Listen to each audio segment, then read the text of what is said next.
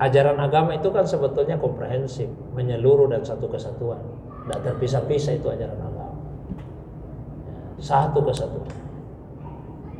Orang yang baik akidahnya, maka dia akan baik ibadahnya. Karena akidah itu artinya dasarnya dia mengimani sepenuhnya, iman sepenuhnya kepada Allah. Kalau dia beriman sepenuhnya kepada Allah, pasti dia jaga ibadahnya. Nah, kalau dia mengimani sepenuhnya kepada Allah, pasti akhlaknya baik.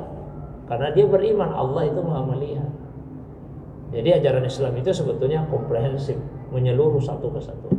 Cuma ulama memberi kemudahan untuk mempelajarinya, dibuatlah klaster-klasternya, dibuat bagian-bagiannya. Nah, ada ulama yang cuma bagi dua, akidah syariat, ya sudah selesai. Akidah syariat.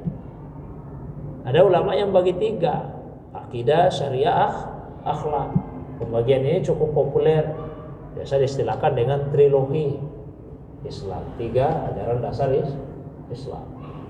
Dan itu diambil dari hadis riwayat Muslim dari Umar bin Khattab. Saya pernah baca juga hadisnya, panjang hadisnya. Yang intinya bahwa suatu majelis tiba-tiba datang seorang laki-laki yang ternyata di akhir hadis kata itu Jibril, mengajukan 5 pertanyaan kepada Nabi. Tapi pertanyaan 1, 2, 3 itu pertanyaan mengenai Islam, mengenai iman, mengenai ihsan. Jadi Islam itu tentang amal-amal zahir yang nampak kelihatan. Ya. Kemudian iman itu tentang keyakinan hati, tidak kelihatan, Pak, itu keyakinan hati. Ada 100 orang di suatu gedung, kita tidak bisa membedakan itu yang mana ini yang percaya kepada Allah, mana yang tidak.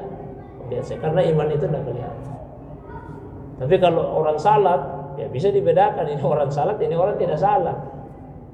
Ya. Kumpul di suatu gedung, ada yang ruku sujud, salat itu, itu tidak salat ya.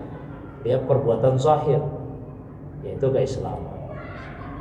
Kemudian ada hiasan jiwa yang melahirkan tindakan, yaitulah akhlak atau iman.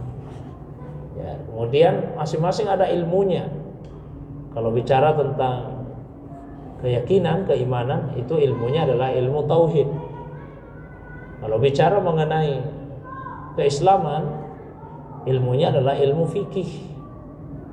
Kalau bicara tentang ihsan, maka ilmunya adalah ilmu tasawuf. Masing-masing membahas sepertiga bagian dari ajaran agama. Ya.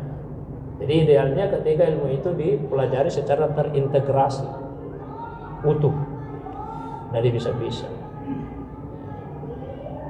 Jadi belajar tentang ilmu tauhid, belajar ilmu fikih, belajar juga tentang ilmu tasawuf, sehingga agama ini menjadi itu. Karena dia tidak seperti anak tangga, dia hanya seperti segitiga, masing-masing mengambil satu sisi dari ajaran agama ini. Jadi tidak harus misalnya nanti bisa belajar tentang ihsan kalau sudah dipelajari iman, berarti tidak.